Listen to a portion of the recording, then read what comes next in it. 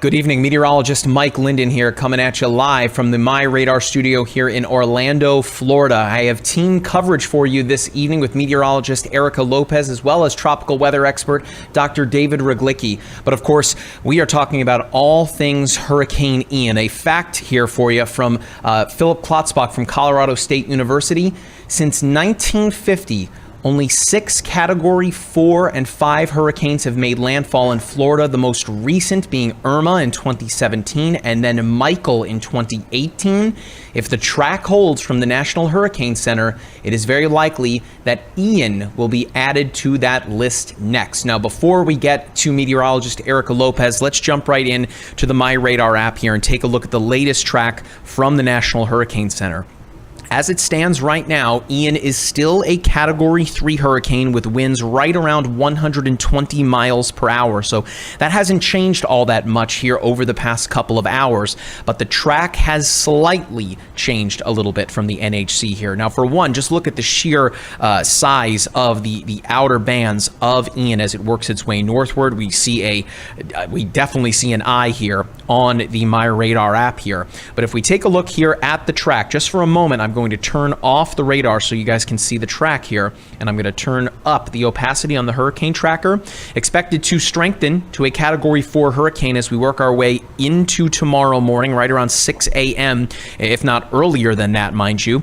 By tomorrow evening at 6 p.m., that is when we could be looking at a near landfall for the southwestern coast of Florida. It was not too long ago that the city of Tampa was staring down the barrel of a major landfalling hurricane. That's still in play. They are in the cone, but we are starting to see that cone, of course, shrinking as we are nearing potential landfall. That includes Fort Myers, Englewood, Port Charlotte, Venice, Sarasota, Bradenton. These are all the locations that, again, really need to be prepared. It is more than likely that many of these coastal communities have already been evacuated, but for the folks that live maybe a bit more inland, you still have time to prepare. I cannot reiterate that enough. Make sure that you have enough food, water, even medications if members of your family need them to last you at least 3 days in the event of a power outage. Of course, batteries as well going to really be very helpful. If you have a mobile power bank,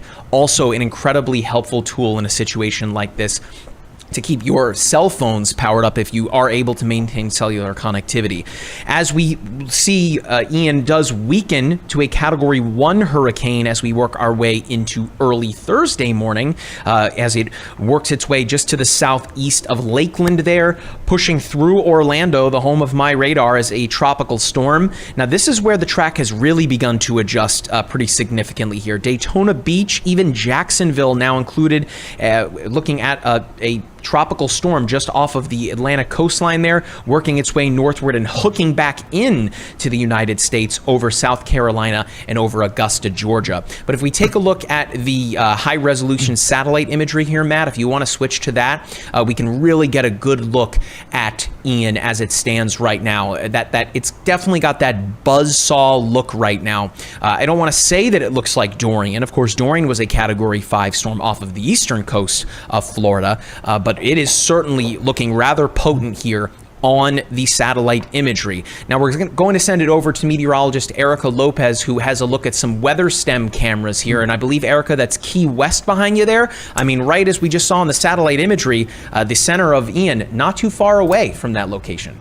Yeah, you know, it's a good reminder. Even though you're not going to be directly impacted by this, you're still going to get a lot of rain, a lot of that wind. I'm talking about you guys in South Florida, even on the East Coast. And we're definitely seeing already the wind starting to pick up. So yes, this is a Doug Key real estate company, weather stem camera, courtesy of our partners there. But you can see a lot of that water starting to come up and turn around. And then you can also see here at the bottom of my screen, a little bit blurry as the rain is also starting to pick up over this area. But a lot of those trees really swaying around, and even this camera. And this gets a a little bit more intense the more I looked at it. I was looking at these earlier this morning, and the wind just keeps picking up over this area. Now let's pan over and go to Key West High School. You're seeing a lot of those dark clouds here right behind me, a lot of that rain. Earlier the wind was a little bit more intense, but you can kind of see if you zoom in there. So let's actually zoom in, see if I can zoom into the bottom. A lot of those trees really starting to sway around, and then a lot of that rainfall starting to cover the camera itself. So this is going to be the situation that's going to be ongoing over this area. Conditions will start to deteriorate here, and a lot of that wind also picking up over this area. So WeatherStem actually has these observations of these exact cameras. And I want to go over that just a little bit because I want to show you the wind gusts over this region. So Key West High School, that's what we were just looking at right now. Wind gusts of up to 56 miles per hour. So you can see it right here on your screen. That's Key West again, Key West High School. And right now sustained winds are at about 40 miles per hour. So these are tropical storm force winds that are starting to affect this region. And then if we take a look at our Duck Key camera observations there, they're also seeing not as powerful as the Key West High School, but 32 mile per hour sustained wind gusts currently over this region. And if we take a look at those wind gusts over this area, they're about 40. So pretty much all of the keys are seeing tropical storm force winds over this area. I want to show you the radar here because you can also see it just to give you a pinpoint of exactly where these cameras are in relation to the storm. So you can see a lot of those rain bands starting to come in, and they're just to the east of Hurricane Ian. Very powerful looking structure there on radar, but a lot of this, again, like I said, a lot of these areas will start to get affected by these rain bands. We already saw tornado warnings earlier today over this region. And again, conditions will just go downhill from here across the Keys. So a lot to track with this system, but as you can see, a lot of that activity starting to pick up over this region, and of course a lot of those wind observations coming into play here. So a lot to track with this storm system. I want to head over to Dr. David, who's going to show us a little bit more of the structure right now of Hurricane Ian.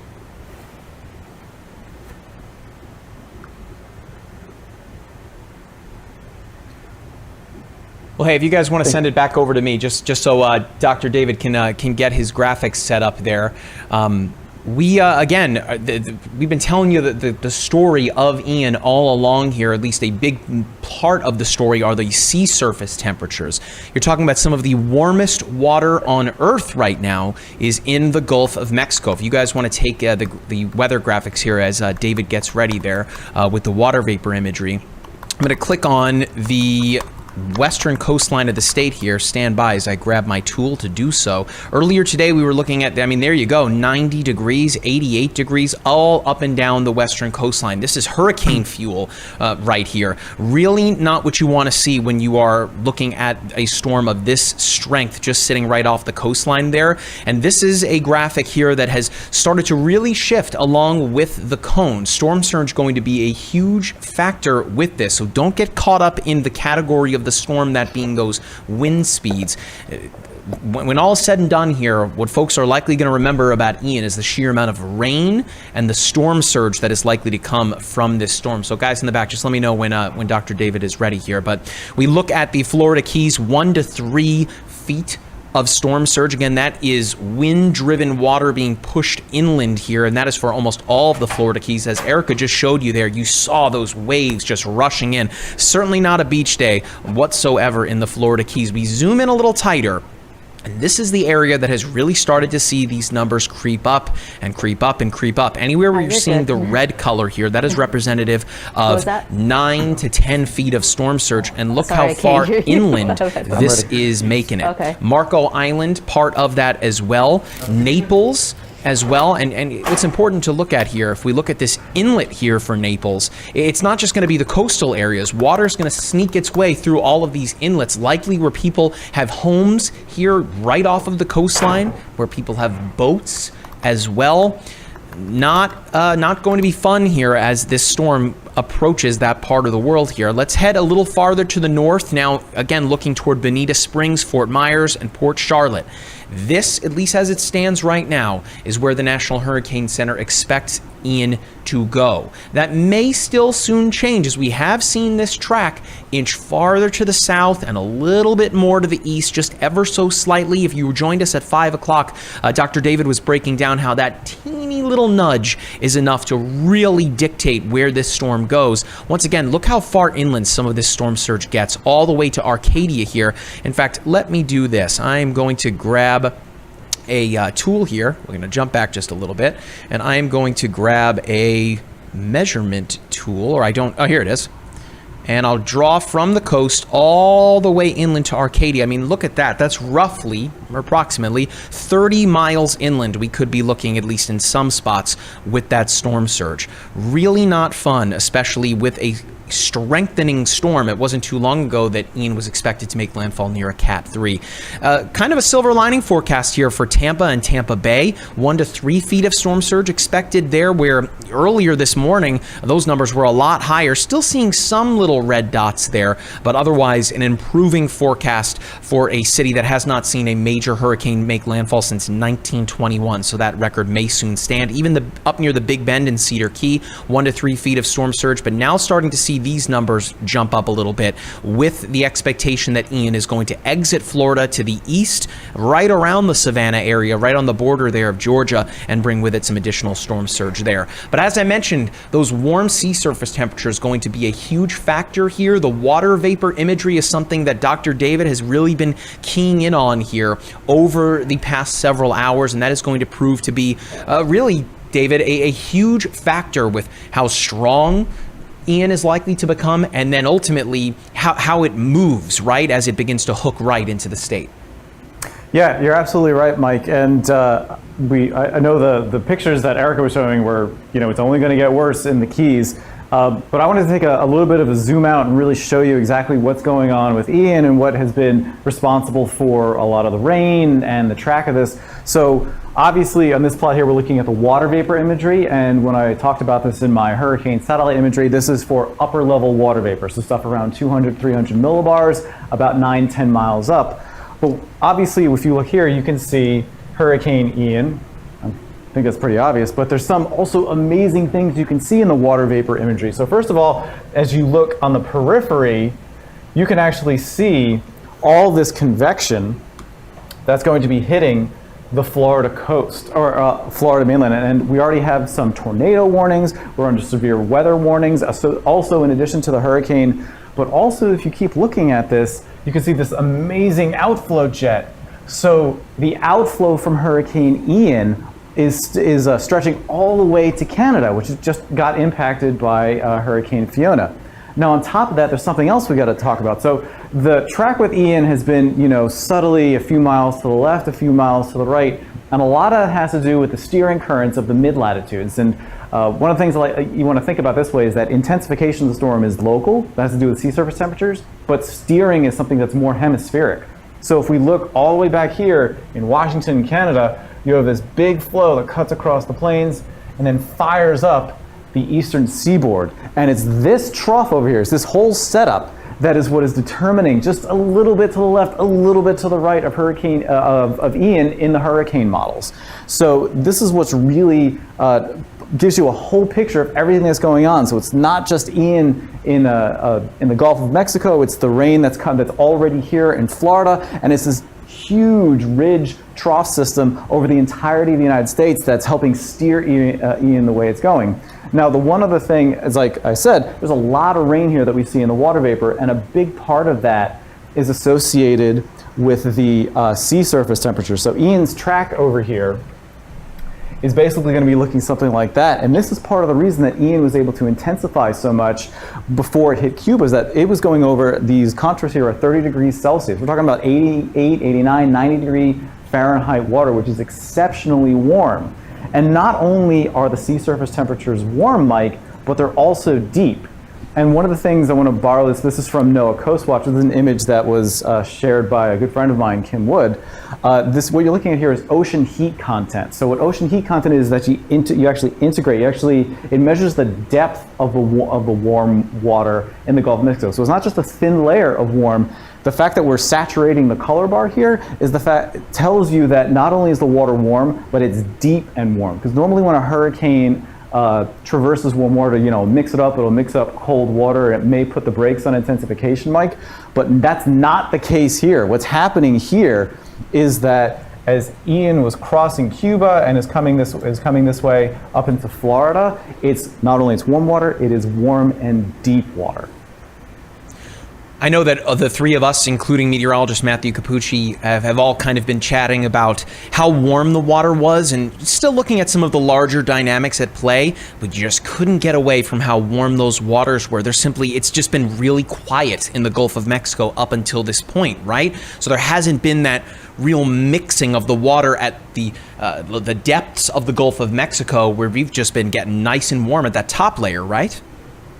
Yeah. So, and I think, yeah, you're right. That's really the point, is that there have been no hurricanes. Is that, we're on the I storm, and this is the first hurricane to actually make it through the Caribbean. Fiona was obviously very, very strong, but Fiona existed to the north of the. Went through Puerto Rico and then went up towards Bermuda. As far as the core Caribbean and the Gulf of Mexico, Ian's the first. So this water has just been sitting there and, well, not baking, but boiling in the sun, because nothing has been there to mix anything up.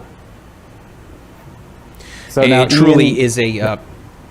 I was just going to say, truly is a situation that is evolving even faster by the minute here. Let's take a look at the app, because I got some people here in the chat. I should mention we are live in the app. We're on Facebook, YouTube, Twitter, LinkedIn, and even on Twitch. What's up to our Twitch viewers? So let's take a look at the app, look at the latest track, and then I'm going to send you over to Erica to take a look at some more live cameras here. So for the folks that are just joining us, Hurricane Ian is off the coast as a Category 3 hurricane right now, roughly 120 mile-per-hour winds, working its way toward the southwestern coastline up near Fort Myers there.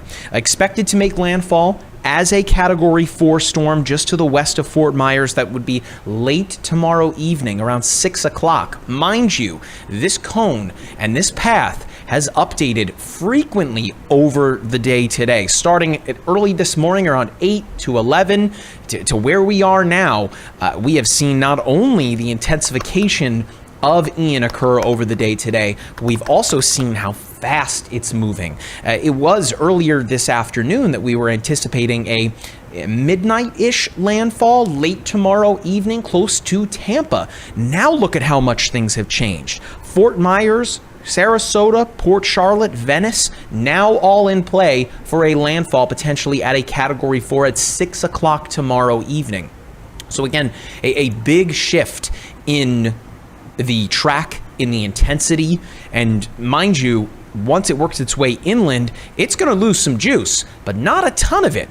Down near a Category 1 hurricane, still maintaining, again, that classification as it heads just to the southeast of Lakeland there, pushing its way toward Orlando, where we are as we speak to you right now as a tropical storm. Mind you, I am looking at all of this in the My Radar app in the hurricane tracker layer, and real quick, I'm going to switch over to this wind speed forecast. I want to show you this graphic. Just going to turn that opacity down just a smidge, and this is going to show you the arrival time of those tropical storm force winds, so around 45 miles per hour here.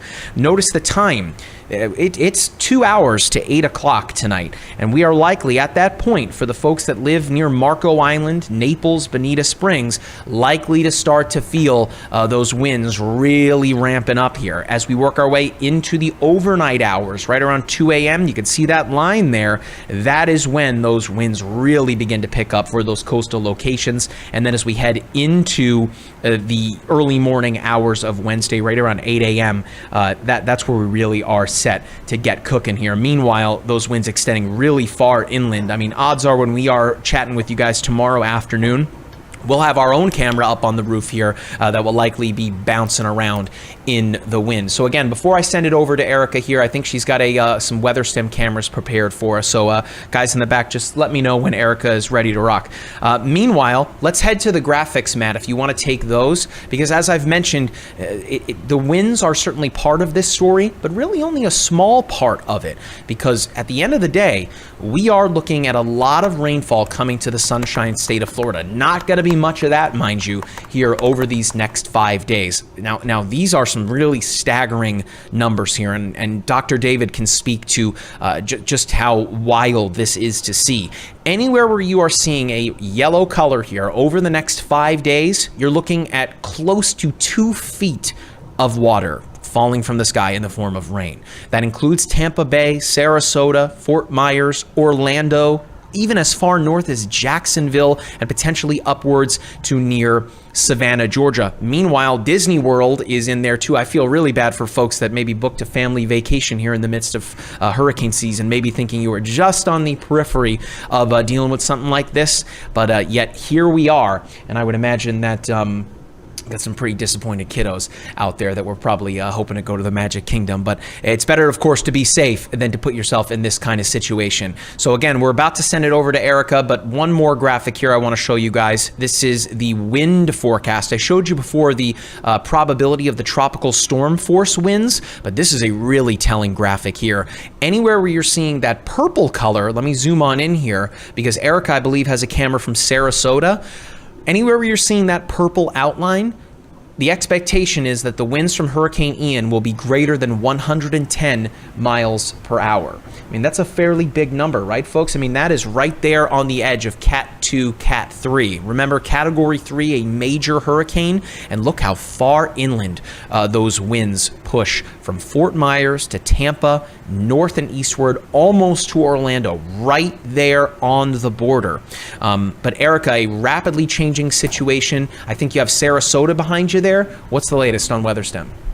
Yeah, Mike, definitely a situation that we're taking seriously. You know, us here at My Radar, we're in Orlando, so we're definitely tracking this very closely. And we're here with you guys. I'm seeing all the comments here from Florida. So let's take a look. This is from the John and Mabel Ringling Museum of Art. This is in Sarasota, Florida. You can see not very much wind, but you are seeing a lot of those raindrops on the lenses. That just means the wind and the rain is going to increase later in nature. A lot of you asking about the conditions over this area, and definitely starting to pick up in nature. So if you see here right behind me, this is the WeatherStem map. A lot of that rainfall starting to come in. You're not seeing any of those bright colors just yet. As Hurricane Ian comes closer to the Florida West Coast, it'll pick up in nature, at least in terms of rainfall. But what I wanted to show you here, of course, are the wind gusts right now at 20 miles per hour. So these are just gusts, not much in terms of sustained winds, but the conditions will go down from here. Something else I wanted to show you too is the daily rainfall rate. So this is all on WeatherStem, and you can see a lot of these areas already starting to pick up rain. And this again is just for today. Some of these already picking up at least an inch of rainfall over this area. And I want to go back down to Key West and show you the rainfall totals here. So about 1.5 inches just on the Florida Keys, and this is only the beginning. This is going to pick up in nature, and this is why we're worried in terms of all of those rainfall risks, flooding risks over these regions, because this is going to be days of rain over these areas. Now, again, we'll go back to that camera so I can show you a little bit more what's going on there. I'll zoom into these trees because, like I said, a little bit of that wind, but it's going to start to pick up, and it looks like it picked up since the last time we looked at it just a minute ago. So this is what the scene is going to be throughout the rest of the evening. But a lot of those wind gusts starting to pick up over this area. So let's actually go back and go to the wind speeds. So these are sustained wind speeds, and you know, some of these winds also reaching areas of the East Coast. So I'm talking about you guys in Miami, across those areas. You're seeing wind gusts and sustained winds of 30 to 25 miles per hour. So the wind can actually reach areas on the East Coast. So it's no surprise that we're seeing that there. This is how powerful this storm system is, Hurricane Ian, just to the east of these areas. And of course, we're going to be keeping you updated here throughout the rest of the evening on what's going on here. But I'll send it back to you, Mike, while I look for some more cameras. That way I can give you more perspective. But if you have any camera requests, anything that you want to see, there's a lot of WeatherStem cameras that we can show you all across the state. Yeah, big shout out to our partners at WeatherStem. I mean, they are all over the Sunshine State there, and I would imagine that that Key West camera there is really going to be jumping here before too long. So Erica, thank you very much for that. Before we send it back over to Dr. David, I'm seeing a big influx of people coming in to our chat, particularly on YouTube. So what's up, everybody on YouTube? Thank you so much for joining us. We again are giving you the latest on Hurricane Ian, a Category 3 major hurricane as it stands right now. We have team coverage here at My Radar. Guys, if you want to take the iPad here that I have prepped, we have out in the field meteorologist Matthew Matthew Capucci, as well as storm chaser Aaron Jajak. They are really kind of getting set for what is likely to be a really nasty storm pushing into southwestern Florida. This tweet here from Matthew Capucci from the My Radar account here, sharing the NOAA satellite imagery. This is the visible satellite imagery, which I know we are losing daylight pretty rapidly here. So I want to get to Dr. David in a moment to really break down the dynamics at play here. Now, this is from the GOES East satellite, roughly as Capucci puts it there, more than 22,000 miles up, looking down at the eye. Of course, he notes to say, look at the ripple-like gravity waves undulating out, so spinning out there from the center. I'm going to tap on it here so we can get a really good look at it here. I mean, truly a wild-looking eye here on Ian as it stands. It's really got that stadium effect, which is something that we spoke about earlier with Dr. David, and I really am curious to hear what he has to say about how the eye is developing here, particularly with the mesovortices that are occurring around it. And of course, we are rapidly losing daylight with the visible satellite imagery. That is going to be an entirely different looking storm by the time we have sunrise heading into tomorrow. So guys in the back, just let me know when Dr. David is ready here. In the meantime here, we can go to the high resolution satellite graphic that I have pulled up, or we have Dr. David ready to rock here. So, I mean, Dr. Hurricane, tell me what's up with this hurricane here. Again, as it stands, a Cat 3, but man, just the sheer like explosions of those convective towers around the center of the eye. I mean, that's showing a rapidly evolving storm, right? Yeah, and there was something I just noticed as Erica pulled up the radar imagery. There's something very unique, and we'll get to that momentarily. So, as you pointed out, like, we are rapidly losing daylight here. So this is what we have with the visible satellite imagery. Now, visible satellite imagery historically, that's better for center finding because the resolution is a little better, and you can see all the way down to the surface. But we're losing that soon to be because the sun is setting. So what we can do is jump to the infrared satellite imagery. Now there's something really unique about this one, is that if you look on this side, on the western side of the storm, you're actually going to see a convective burst and then some reduced cloud temperatures on the top, on the northern side. So there's something really rather interesting going on. Like I said, what I was looking at while Erica was talking about the radar, and I want to bring up the National Weather Service radar about it, and it's something it's on the southern side of the eye wall. There's a gap, so it may be indicating that some dry air is trying to sneak into the eye wall, and that may put the brakes, may just, not a lot, like the water is still extraordinarily warm, Mike, but this little dry air slot may give us a little hope that it may not be as potentially devastating and catastrophic, because as we've been talking about these surge estimates that are coming in, 10 to 12 feet, these will be absolutely devastating, 15 to 20 inches of rain. All of these effects, Mike, are going to be extraordinarily deadly. And one last thing I want to point out is that these little red flickers you're seeing, these are tornado warnings. So it's already started. You know, Dr. David, that's a great point here before we let you go here. And I believe that we have Erica here so we can all chat together here. I'm actually going to pull those up here. That's a great point, and turn off the radar for just a moment. I mean, it's like those paint by numbers that you did as a kid, right? Where you would have the color of the paint correlated to a number and you start to kind of fill things out. That's what the state of Florida looks like right now. I mean, with numerous warnings in place. Of course, as David just pointed out, these red polygons here just to the west of Miami there, those are a pair of tornado warnings here. Really nasty stuff. Meanwhile, the dark pink color here, that is a hurricane warning in place for Marco Island, all the way northward up to Cedar Key, and that extends even as far inland as where we are right now, guys. Orlando, Florida here, a hurricane warning in place with winds potentially upwards of 55 to 65 knots there. Wild stuff.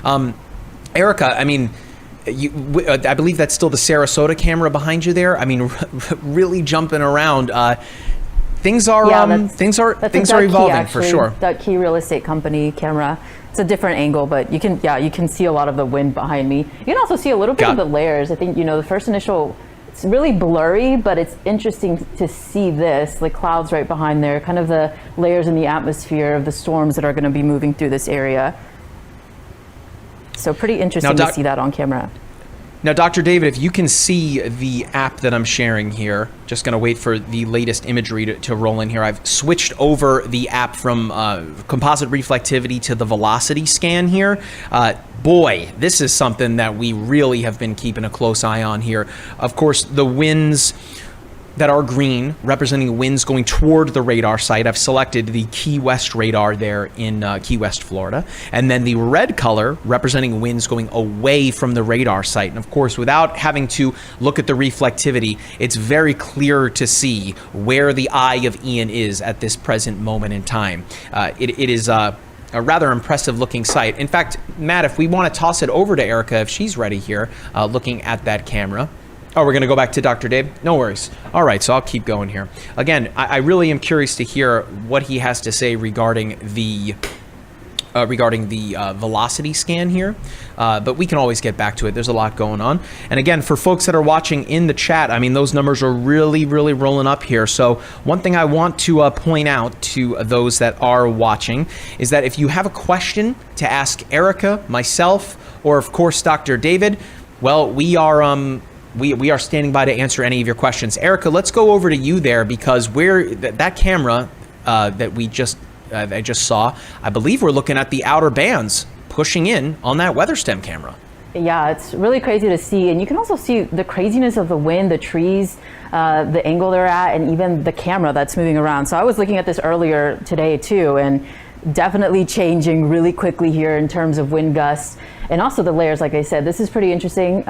Some of the first, rain bands coming into this area, and it's going to drop a lot of rain over this area. So let's actually go to the University of Miami's WeatherStem cam. It's still not seeing very much precipitation, but you can see a couple of those rain droplets on the screen. And I want to show this because although you guys are not under the cone of uncertainty, you're still going to feel some of the effects from Hurricane Ian in terms of wind and even rain over this area. So let's take a look at some of the current observations there. So zooming out, you can see this is all on the WeatherStem website, and you can see current wind speeds. So you're still seeing some of those 20-mile-per-hour sustained winds up here, even in portions of Miami, and just to the north of that, up to 22 miles per hour. A little bit of that rain starting to come in over that area, and of course you can see the eye of the storm there just to the west of Key West, where right now they have 33-mile-per-hour sustained winds, and that was that camera here. Let me show you this again, where the wind was going just crazy over this area. And I also want to look at the current wind gusts, because I'm imagining this is picking up. So right now, just over Key West, you're seeing a 51-mile-per-hour wind gust over this area, and they're starting to go up here. That's at Cedar Key Real Estate camera. That's this bob right here, and that's also 46 in terms of that wind gusts there. So across even the Florida West Coast, you can see winds also starting to pick up with 30-mile-per-hour winds, gusts starting to be reported just south of Naples there, but all across the Tampa Bay, winds are also starting to go up, and even in portions of Central Florida. So a lot of these winds will just start to pick up even in the overnight hours, and even the wind speeds over this area. And rainfall rates, let's show you that real quick before we go back to Mike. And you can see a lot of the Florida real estate, y'all are feeling all of this rainfall here. So these are rainfall rates. Let's go to the daily rainfall in inches. So you can see even some portions of just the inner area of Florida. So so let's actually go here and see what this is, because this already picked up 2 inches of rainfall today. So that's Hardee County, Florida. This is the Wauchula Elementary School, and they've already picked up 2 inches of rainfall. So you can see that's a little bit far inland. Even this area, you will still be affected by all of this rain. And I'm also seeing a lot of tornado warnings, or at least one that I saw earlier that was being issued across these regions. So not only do we have the impacts of a lot of rainfall, but we're also watching the impacts of severe weather, Mike. Erica, in fact, that camera that you're just looking at there, not far away from that is the Key West International Airport. Guys, I've got the My Radar app here up as well, if we can show that too with Erica and I. That band coming in, I'm going to pause it right there. You can see I'm going to zoom in even more. There's Key West. It's teeny tiny. And there's Key West International Airport. Can you see the little plane icon there? Just a minute or two ago here, the airport sustained a tropical storm force wind at around 41 miles per hour with gusts up to about 60 miles per hour. As Erica showed you before, though, with roughly 2 inches of rain and now these winds, I mean, this is just an hors d'oeuvre here before even the appetizers arrive, as the real bulk of Ian is still well to the south and west of the Florida Keys. So they are going to likely get some storm surge. Erica, folks in the Keys probably really thankful at this point that things couldn't have been worse, particularly with some of the storm surge numbers that we are seeing out of spots like Fort Myers and Sarasota into the next few days. Yeah, Mike, definitely something that they're going to see. But, we're still going to have all those impacts of rainfall over this area. And, of course, the winds gusting pretty crazily. Those poor palm trees on the right-hand side there. I hope we might catch some of them fall, but they look like they're hanging on for dear life. So definitely a crazy scene. And especially, with the clouds behind me, definitely interesting to see there on camera. Erica, this is also a part of the state, mind you. We're talking, from Sarasota to Fort Myers up to near Tampa St. Pete, where millions upon millions of people are moving to. One of the most popular places in the United States to move to outside of Houston, Texas. So rapidly growing, people that have not dealt with anything like this before, and let alone that fact, as we mentioned earlier, it hasn't been since 1921 that even a Cat 3 major hurricane made landfall in Tampa, so a good century ago. So folks, I don't want to say folks have been rusty necessarily, but I guess rather lucky that this hasn't happened. But this is why, as meteorologists have told you for quite a long time, if there is to be a storm that impacts Florida from the western Gulf side, it's usually not very good. Again, you look back to Michael that worked its way west along the Panhandle and made impact near Mexico City Beach. Of course, that impacted the Panhandle, right? But Hurricane Charlie is taking a very similar path to what Ian is right now. And I'm sure folks that live in that area that are watching in the chat remember Hurricane Charlie quite memorably, I'd imagine.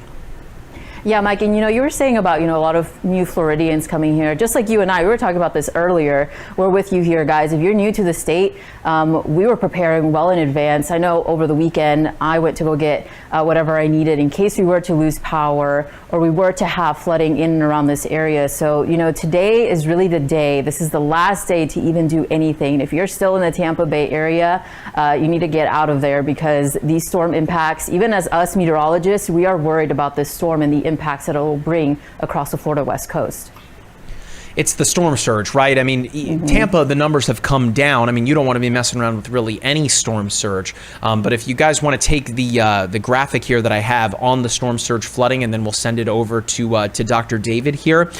Those numbers are, as Erica touched on, pretty dangerous. I mean, this would be a catastrophic result here with these numbers that, if they were to again verify. As it stands right now, this is just what the expectation is. We still have to, of course, see whether or not it's going to verify. But the folks at the National Hurricane Center are the tippy tip of the spear. I mean, the best and the brightest that the meteorological world has to offer when it comes to tropical weather meteorology. We'll soon talk to Dr. David here. He worked at the National Hurricane Center for quite a while, so he is one of those best and brightest, and we're so glad that we have him here. So again, if you guys have any questions for Dr. David on where Ian's going, some of the particulars about it. I see a lot of you asking about particular locations. We'll try our best here, but we're talking about a very wide stretch of the western coast of Florida, so we will try our best to answer some of those questions as the stream goes on here. I mean, I'm seeing those numbers just continue to climb, so it means that you folks out there are liking it. Click on that like button here.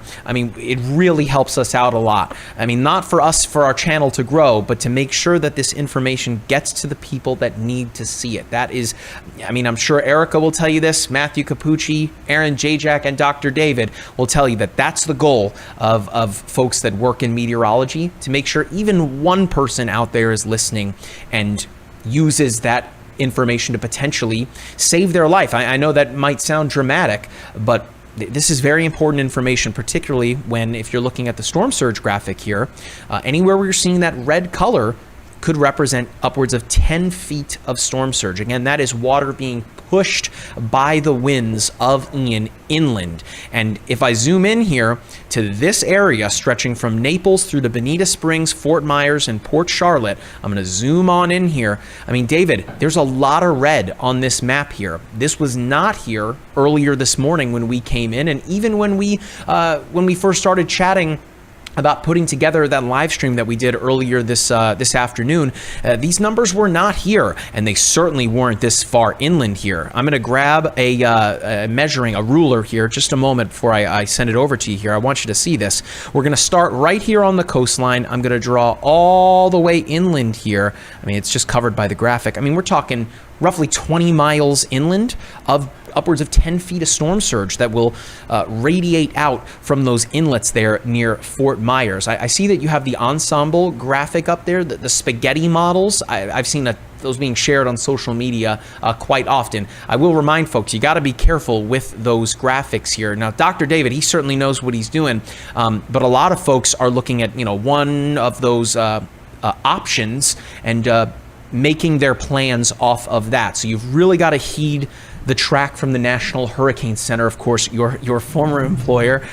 So let's take a look at those the ensemble there. What do you think that the folks down there are thinking when they adjust that cone a little bit more inland and a little bit farther to the south?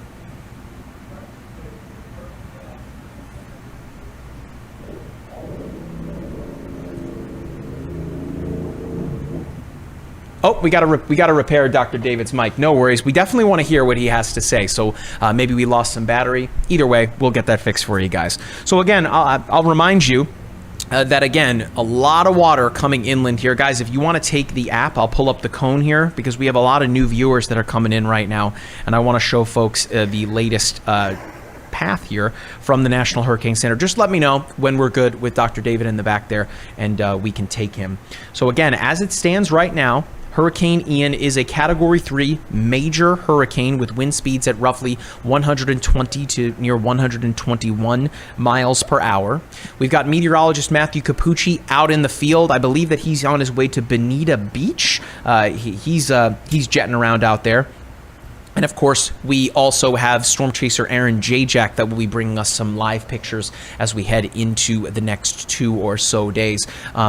Of course, Aaron is a fantastic drone pilot, so he's flown that thing into tornadoes before, so it's very likely that we'll see some really wild drone video from Aaron here over the coming days. But yeah, Matt, if you want to take the app here so folks can get a look at the track here and the cone of uncertainty, that's very important to know that, right? That even though you might just be right outside the cone like Naples is right now, you're talking about a lot of water being pushed toward you, as we saw before that storm surge inundation graphic, upwards of 6 to near 10 feet of storm surge. If you guys want to take it in full here, just take the app here. I can walk people through it. In fact, I'll turn off the radar for just a moment and we'll turn up the opacity on the hurricane tracker layer. I'm accessing this, mind you, in the layers menu. It looks like the stack of cards there on the toolbar, and then all you got to do is tap to turn on the hurricane tracker. So Ian right now is just to the southwest of Key West, roughly 250, 260 or so miles away from the Sarasota, Fort Myers area. Set to work their way into to work their way toward Fort Myers there into early tomorrow evening, around 6 o'clock tomorrow. Now, you can see that as it makes its way inland, we see a pretty marked drop-off there from a Category 4 to near a Cat 1. Now, of course, Cat 4, you really need to take that very seriously, folks. It was earlier today that this was a Category 3 and has since really ramped up in intensity here. Mind you, the storm is moving pretty quickly as well. All right, so then as that occurs, about 12 hours later into early Thursday morning, right around 6 a.m., just to the west of Bowling Green and Fort Meade, Florida, that is where we might be looking at a Category 1 hurricane smack dab over central Florida. I mean, this is something that for folks that live in this state, I know for people out there that may not be from Florida that are thinking, oh, Florida, they deal with this all the time. It's pretty rare that these storms make their way into this portion of the state. Again, central Florida, let alone that they enter the state on this side of the state, the southwestern or the western coastline. So, I mean, really, a rather interesting situation really unplaying here. I see some folks here in the chat that are just learning of that fact here. So again, just because Florida deals with this on a near annual basis doesn't mean that every single person in Florida is prepared for something like this. So again, you still have plenty of time. As Erica touched on before, you see that little blue dot on the map there? Matt, if you want to take it in full, just so we can get a really good look at it here. That little blue dot on the map, that's me. That's us right here in the My Radar studio in Orlando, Florida, not too far from the Amway Center where the Magic play, right next to I-4. That's us right here. You can see our sign from the highway there. Now, set to work their way, or rather set to weaken to a tropical storm at that point. Remember, don't get caught up in the fact that it's a, air quotes, weaker storm at that point. A lot of rain is coming, folks. Upwards of potentially 2 feet of it for this area. It continues to track its way north and east through Deltona up toward Daytona Beach.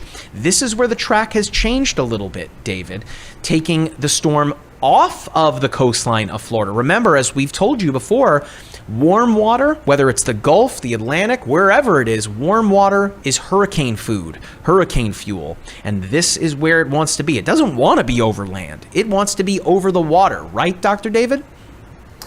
Yes, it does want to be over water. And what we're going to take a look at here are your different model solutions. So before, we've taken a look at ensembles, would just be like GFS ensembles or European ensembles. But I wanted to show you, this image is provided by Jonathan Vai, who works at the Research and Applications Laboratory at NCAR. And I wanted to focus in on, there seem to be 3 clusters of tracks. So the official forecast, now again, when it comes to these forecasts, like the Hurricane Center people, they are the best at this. So what they say, that's the first place you go. And the Hurricane Center forecast is right in this center group. But you can see what's making this difficult. If I scroll down here just a little bit. Yeah. So if I scroll down here just a little bit, so the official forecast is in there, but there's also a group that's coming to the south. Now, interestingly, amongst these forecasts is the yellow line, you see UKMI over there? That's the UK Met Office. They were actually one of the first models that has had this persistent right turn of the hurricane, and they're still doing that. But there's also another cluster that takes it into Tampa. Now, we're getting to the point where 10, 20 miles in either direction can have some colossal differences in the effects, particularly the storm surge. Now, on top of that, so most of these models agree that landfall is going to be happening somewhere in the next 36 to 42, 48 hours. So, but it just depends on which cluster you're going with. But also, as it exits Florida, it is going to be coming off of Florida into some warm waters again and making a second landfall into South Carolina and Georgia. Now, again, the westward models, the ones that take it into Tampa, they stay onshore. The official forecast takes it briefly offshore of Jacksonville, and the eastmost model, the UK Met Office, has it over water the longest. So for now, we have a very intense hurricane that's probably going to make landfall as a major, and then somewhere in the next day and a half, 2 days. But then after it crosses Florida, we might have to worry about a second landfall, Mike. But first, we got to get through this major one first. Yeah, let's get through the first one, right? But this is a situation. I mean, I've said this a couple times now, but it's evolving so fast, right? The storm is moving so fast now. I mean, a landfall that's potentially 6 hours earlier than what was anticipated just a few hours ago, right? So the landfall, which I guess is, if you're going to find that little bit of the silver lining here, outside of, as you mentioned, the southwestern portion of the eye, if you're going to find the silver lining here, is that if we do see a landfall in and along the southwestern coastline, that it would occur at least when we would have a little bit of daylight, right? Because dealing with this in the cover of night, nocturnal tornadoes, right? Rain-wrapped tornadoes, those are not fun. That's nightmare fuel. Not good for anybody. So at the very least, for the people that are kind of hunkered down, that we would at least have some sunlight to at least see what's going on. Again, unless you, of course, have your windows and doors boarded up, as you probably should. Now, additionally, since it is moving faster, I showed how warm and not just warm, but warm and deep the water was. The faster it's moving, the less time it spends over water, the less intense it's going to potentially will be as it makes landfall. Because to your point, I remember, I think it was maybe even yesterday or earlier today, one of the models, I believe it was the European deterministic, actually had it missing the trough completely and stalling for about 18 hours off the coast of Tampa and just dumping tons and tons of rain over Central Florida between Tampa and Orlando. So yeah, we're at the point where just subtle differences in the track or subtle differences of what they see on radar or what they see in satellite, Mike, these subtle differences are going to be making huge differences for people in the path of this storm. Now, I've got a tweet pulled up here from meteorologist Matthew Capucci, who I believe last I saw is somewhere near Bonita Beach. He, just like when we had him here in the studio, that guy moves around really quickly. So he's down in South Florida right now, trying to find a good spot to make sure that he can cover this, of course, safely from the coast here. But guys, check out this tweet here. This is, of course, from the Hurricane Hunters. And David, I really want to pick your brain about this because you've been on this plane, likely have seen something like this. This is the eye of Hurricane Ian over the Gulf of Mexico at Category 3 strength. As Matthew Capucci notes, blue skies above, sinking air, right? Hence the divergent air at the top here of the hurricane. It's squishing the cloud cover down there and really making for, again, an involving storm. David, you've been on this plane before. I mean, the ultimate thrill ride, really. I don't know if that's something that I would be able to handle. But I'm totally cool with looking at the recon data and looking at it from down here on the surface. But for folks that have never been on that plane, which is a lot of people, why are they flying through the storm? What is the data in which they are looking to collect? And then likely, what are they running into right now?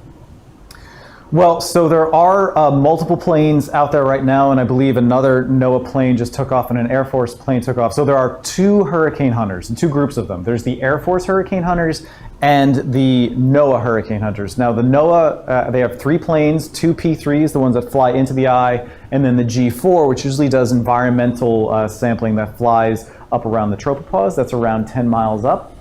What the Air Force ones are doing, they're doing two things. First, they are trying to find the center of the storm. So what they're doing is that they will fly into the eye and find the point where the winds are the lightest, potentially even zero. So that will give you the dead center of the storm. And that's what hurricane forecasters use. That's what they're actually forecasting. When they forecast the track, they're forecasting for that wind speed minimum, that sea level pressure maximum. That's what they're forecasting. The other thing that the hurricane hunters, the Air Force hurricane hunters provide, they have an instrument on there which is affectionately known as the SMRF, which is the Step Frequency Microwave Radiometer. And what that does is it allows you to get a measure of the wind speed at the surface. And it's actually been very involved of how this gets cluttered by rain and by very choppy seas. So they've actually had to do some verification and to give you the most accurate information. Now the NOAA hurricane hunters, what's special about them is that they have similar, the same instruments as the Air Force ones. They have the SMRF and they try to find the wind minimum just to find the center, but they also have what's called the tail Doppler radar. So if we look at radar imagery like you'll see in the app or you'll see from WSR 88D radars, that's a radar that's planted firm on the ground, then is spinning around and getting you reflectivities. What's neat about the hurricane hunters is that as the plane is flying, there's a radar on the back and it's circling like this. So what it allows you to do is gives you a full three-dimensional picture of what the hurricane looks like from the surface to about 18 kilometers, depending on how well structured these hurricanes are. So what that does is, it's good when the Air Force people find it, they find one level. But with the NOAA hurricane hunters, you can get a full structure of the storm. So, and this is really important when a storm is sheared, because then it's going to start tilting, and that really changes all the thermodynamics and makes things really important. So in tandem, the Air Force ones are out there always trying to find the center, while the NOAA ones, while they are trying to find the center, they give a full three-dimensional picture, Mike, that the forecasters at the Hurricane Center can use to give their best estimate and make the best forecast that they possibly can with as much information as they can. Now, of course, you mentioned the wind, and that's actually great because that's what I wanted to talk about next year. I've turned off pretty much every layer in the app except for the wind layer. So you should be able to see this here, David. Of course, I mean, it doesn't take long to really spot Ian there. It is right there. These are the winds at the surface. I've got them turned all the way up here. You can really see those winds wrapping around the eye. Of course, we are finding the strongest winds there on the northeastern quadrant there. Again, it's the right front side of the storm. I've got the wind layer turned on here, but you have two options in the MyRadar app for winds. You've got the surface winds, which are the winds, on our level here at the surface, and you got the air upstairs, the jet stream, 500 millibars. So I'm going to switch to that. And what's really interesting here is you're likely going to find a pretty similar look. There you go. So in terms of the way that this storm is being steered, outside of being bumped like a pinball, as I'll soon show with the frontal map, because I want to get Dr. David's read on this here, because I'm sure you've heard many times from us on social media about this trough and when it was going to arrive, how it was going to impact the path of Ian, and that looks to be fairly important to the overall steering of the storm. But again, if you look at this jet stream, I mean, again, let me switch back to the surface winds here.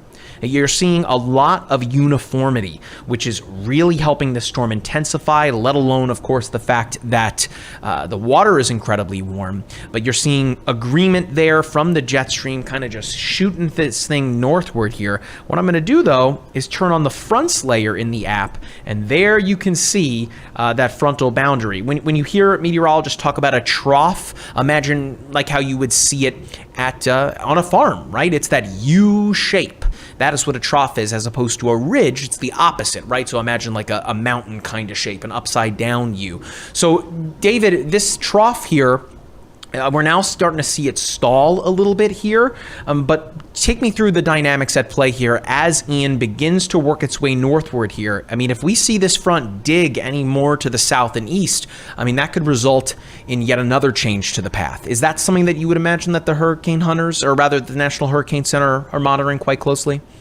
Yeah, and that goes back to what we were talking about with the water vapor imagery, is that the water vapor imagery was showing you this enormous pattern that stretched over the entire continental United States. So, and I think that has to do with the subtleties of the track differences here, is that it really depends, when it comes to steering, we think about troughs lifting things out. And what it really is a breakdown in the ridges, because the ridges act as, as you said, as a pinball. The ridges are what prevent the hurricane from moving in any particular direction.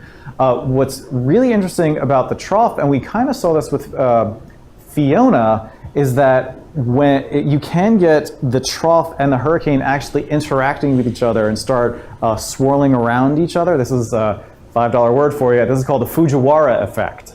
So if this trough digs far enough, what it can actually do is that the Ian and the trough can actually start rotating around each other. And that may be what these models are seeing after it exits Florida. See how it makes this curve back to the northwest. This could be what these models are seeing, Mike. So it's something we really got to pay attention to. Now, what's on the surface, that gets a little trickier. This surface front isn't that, I know it's there, it doesn't appear to be that strong based on the wind fields, but I think it's just a projection of that mid-latitude trough, the mid-level trough, mid-latitude, mid-level trough onto the surface. David, we have somebody in the chat here on YouTube.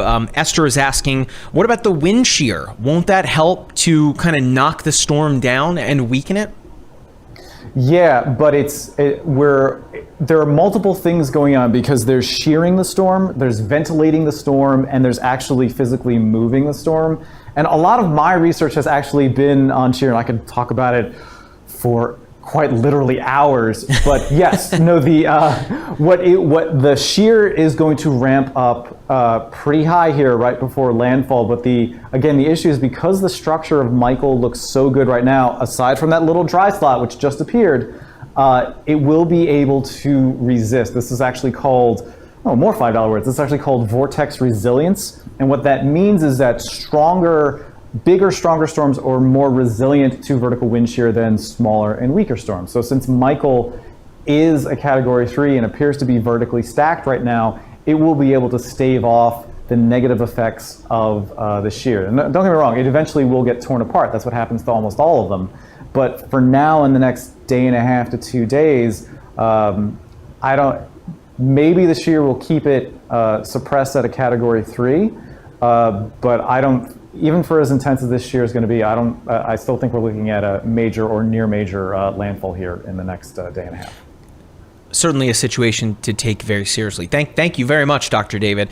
For those of you that are just joining us, we're probably getting close to wrapping this thing up. We'll try to go as close to 7 o'clock Eastern time here. We're getting set for yet another update coming at around 8 o'clock Eastern time, and then we'll have yet another update as we approach the 11 o'clock hour. And then as we get into tomorrow, it's all systems go, right? So be sure that you are subscribed to the MyRadar YouTube channel. If you are watching on YouTube, click on that like button as well. It really helps us out and really break through the YouTube algorithm. We've got so many new subscribers and so many new people watching us here over these past couple of days that it's really been great to see. I know Dr. David and Erica, we really have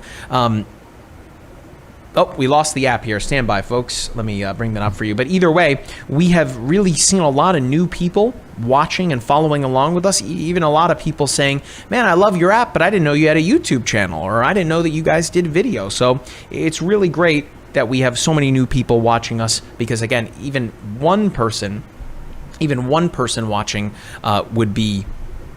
is very helpful here. So I have somebody in my ear here letting me know to bring up the app here.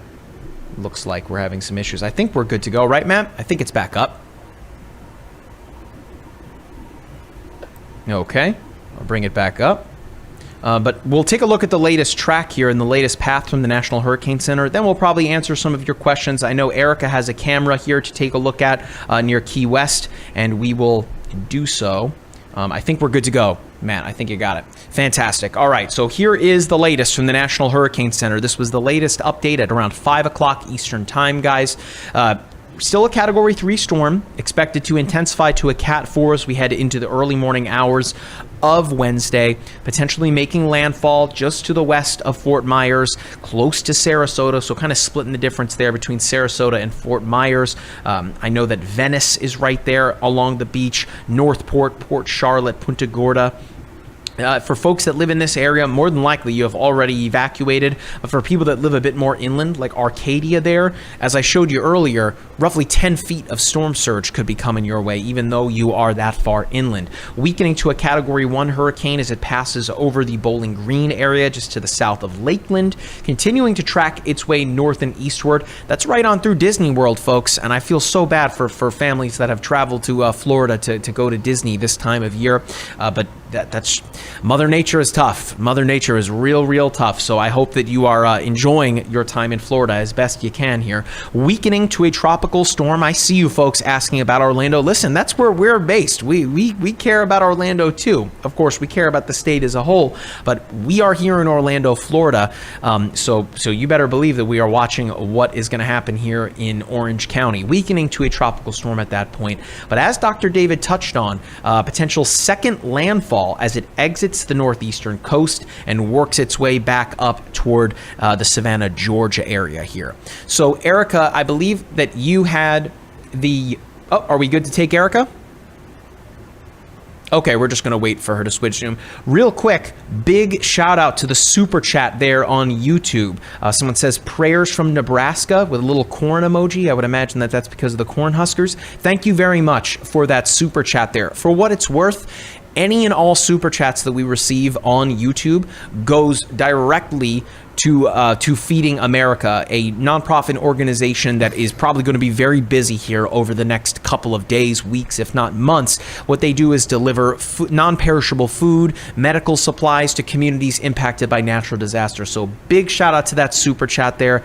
That was awesome. Okay, Erica, I believe that is Key West behind you there. I can see the camera jumping around way more than it was before. And of course, nobody on the beach and in the water. That's a good thing.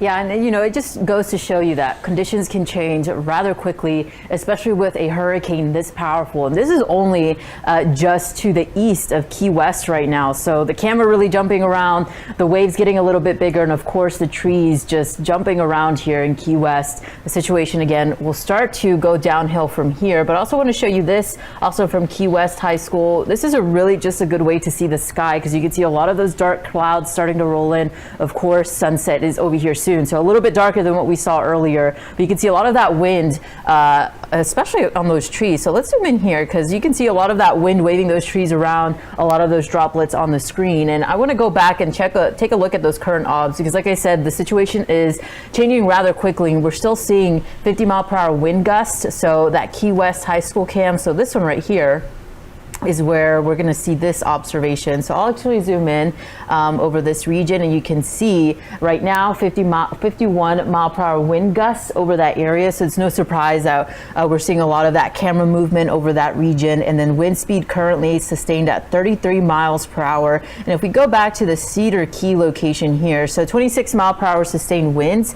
But if we take a look at the wind gusts there, up to 41, 43, so tropical storm force winds coming into this area. So I actually want to go up here and look at the current obs over this region, because we actually do have a couple tornado warnings over this area, and I did see some impressive velocity with these storm systems in particular. But some of the wind gusts just to the west, I should say just to the west of where that tornado warning, so it's over here, but some of the wind gusts over there are about 30 miles per hour at the current moment. So definitely a lot of things going on in terms of the rainfall that's starting to come in, and even the severe weather situation. So let's actually look at the daily rainfall.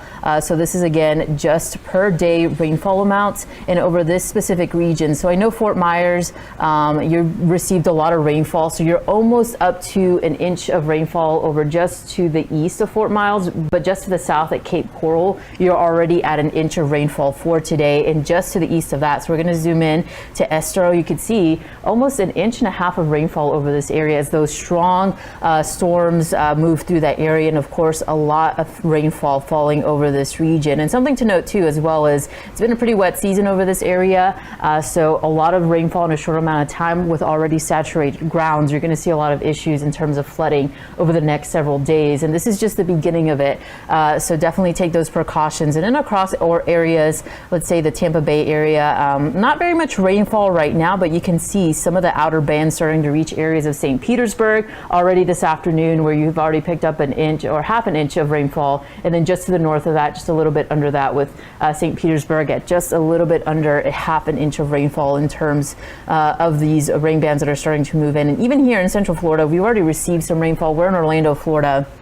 We're starting to see some of those rainfall totals starting to pick up just across areas of Kissimmee, Florida, and just to the west of that, like Mike was saying earlier, over Disney World, you're seeing a lot of that rainfall starting to pick up, especially as some of those initial rain bands start to go over that region. But pretty crazy scene right now. I'll go back to these cameras because I want to check in on what's going on here. So this is a Duck Key Real Estate Company. Of course, all of this information is courtesy of our partners at WeatherStem. Really good information, especially for us meteorologists trying to observe this storm. But you can see jumping around, I'm kind of scared that this is going to fall off this area, but definitely a crazy scene there. And take a look at that down there, those trees really wiggling around. So this camera really going to give you really moving around here behind me. So a lot of things going on here, especially with all of that wind. I wouldn't be surprised if we saw this wind gust go up here in just a couple of moments. That was a pretty strong wind gust that I just saw there on camera.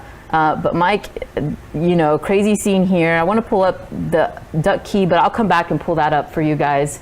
But you can see a lot of that wind starting to pick up there pretty quickly. Erica, while you were chatting there, I've got to say, all the craze on YouTube, thank you so much. A $100 super chat. I mean, that's a record for a YouTube super chat. So thank you very much for that. Again, as I mentioned, all of the super chats that we receive, they go straight to charity, of course, to help those impacted by natural disasters. So big shout out to all the craze on YouTube. Thank you very, very much for that. Erica, the Key West camera that you have there, though, that I'm going to zoom in here on the app, right? So we're looking at Key West. Those outer rain bands really slamming through there, bringing with it those tropical storm force winds. I mean, it may not necessarily look like it on the camera there, but those are very strong winds. As you mentioned, it's better for us to have these kinds of observations, right, than being out in it. Ground truth is very important in a situation like this, rather than putting yourself or others at risk. Yeah, definitely, Mike. And, it goes to show, too, this is moving around, and these are only tropical storm force winds. So imagine what hurricane storm force winds could do in your area. And, this is in the forecast for areas of the Florida West Coast. So use this as a reference. This is tropical storm force winds. They could even pose a danger if you're under these sorts of conditions. Yeah, I mean, it's certainly, they were certainly lucky in the sense where the real core of the storm didn't pass over the Keys, but it's certainly enough to cause for the bouncing around of the camera there. All right, guys, I think we're going to begin to wrap this up here. So if you have any last-minute questions for Erica, for Dr. David, myself, Storm Chaser Matt, we just got a super chat from the UK, 10 British pounds. Love from the UK, Lil Laura K. Thank you so much for that. I mean, this is amazing. Again, as I remind you guys, those super chats are not going to Erica, myself, to Dr. David, to the guys in the back, to our CEO. We're not holding on to those. Those are going to help those affected by natural disasters. Again, we give those to Feeding America, a nonprofit based here in the United States that provides food, medical supplies, and really just what these communities need following a natural disaster. So, I mean, round of applause to you from the UK. That was really cool. Appreciate that very much. So again, if any of you guys have any questions here, but we're going to be wrapping up here very soon. We've got to get ready for our next hit coming at 8. And yeah, so someone says pictures of the eye. So let's bring that up here. I'm going to jump over to our Twitter account. It just so happens I have that shot from the Hurricane Hunters. It's right next to Erica there that you guys can see it on the screen. So that's the look, again, of the stadium effect. If you've ever been to a football stadium, baseball stadium, how it kind of extends outward there, that is, again, an indication of a strengthening storm. So if we want to go back to the 3-shot there, guys, Dr. David, take us through what the stadium effect is as we are likely to see Ian continue to strengthen. And again, for folks that are in the chat, get your questions in. We are going to be wrapping things up here soon. Right. So for the stadium effect, that has to do with angular momentum. And for everyone, you're probably having like horrible memories of like a high school physics class when I bring that up. But what's happening as angular momentum is nominally conserved as air comes into the center of the storm and gets lofted in the eye wall and goes out. So what happens is that as the wind speed goes down, so what happens is as the wind speed goes down is that you still conserve angular momentum. So in order to do that, the radius has to increase. So that has to do with the stadium effect, is that as air is lofted in the eye wall, it starts to spin down. To maintain angular momentum, it has to spread radially outwards. And that's why you have a sloping eye wall. Now, in terms of why is it clear, that has to do as the air rises, you also have air sinking in the eye, and that sinking comes down to about 2 kilometers, which is roughly 1 mile off the surface. Because if you look in those pictures, you'll actually see clouds at the bottom. Those are called hub clouds. So there is a very weak vertical motion, upwards motion, in the eye at the very, very low levels. So those are all the components that make up the eye and the eye wall. It's conservation of angular momentum, it's sinking of air in the eye, and it's a little bit of rising motion right at the surface, Mike. It really is wild to see, again, how this storm has evolved so quickly. It's really starting to move quite fast now, and I know that before we spun up this live stream that we all, were kind of taken aback by that number 4 there, right off the coast of Fort Myers and Sarasota. Again, splitting the difference there. So again, I think we're going to wrap things up here.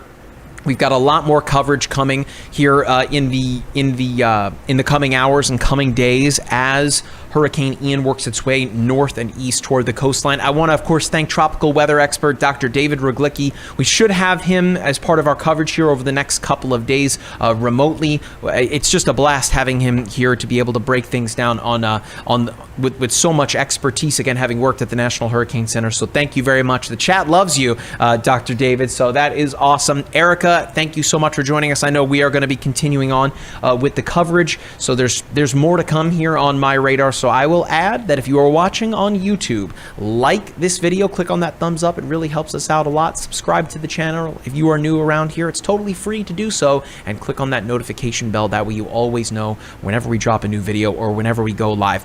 Do either of you have any final words of advice or a final thought before we wrap things up? Dr. David?